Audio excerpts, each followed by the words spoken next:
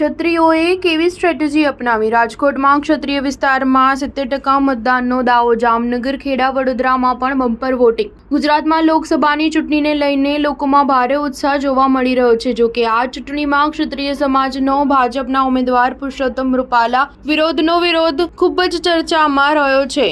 રાજકોટથી ભાજપના ઉમેદવાર પુરુષોત્તમ રૂપાલાના ક્ષત્રિય સમાજને લઈને આપવામાં નિવેદન બાદ સતત ક્ષત્રિય સમાજના રોષનો સામનો કરવો પડી રહ્યો છે. આજે મતદાનમાં સૌથી વધુ અસર જામનગર અને રાજકોટમાં જોવા મળી રહી છે. ખેડા લોકસભાની ચૂંટણીમાં મહુધા તાલુકાના કપરુપુરમાં આવેલ બારિયાની મુવાડીના બૂથ પર મતદારોએ મતદાન કરતી વખતે પરંપરાગત પહેરવેશ સાથે મતદાન કરવા પધાર્યા હતા. ક્ષત્રિય યુવાનો દ્વારા માથે સાફા બાંધીને મતદાન મથકે આવ્યા હતા અને એક સાથે મતદાન કર્યું હતું. ખેડા લોકસભા બેઠક માટે મહેમદાવાદના સિંહુજ ગામની 15 જેટલી બહેનોએ ગ્રુપ સિહોર કન્યા પ્રાથમિક શાળા મતદાન બૂથ ખાતે વોટ કરી લોકશાહીના અવસરમાં ભાગીદારી નોંધાવી હતી. મીનાબેન રોહિતે જણાવ્યું કે લોકશાહીના અવસરમાં મતદાન દ્વારા નાગરિક ફરજ નિભાવી તેઓ ગૌરવ અનુભવે છે. ખેડા લોકસભા બેઠક પર જો ક્ષત્રિયની વાત કરવામાં આવે તો કપડવંજ, કઠલાલ, મહેમદાવાદ, મહુધા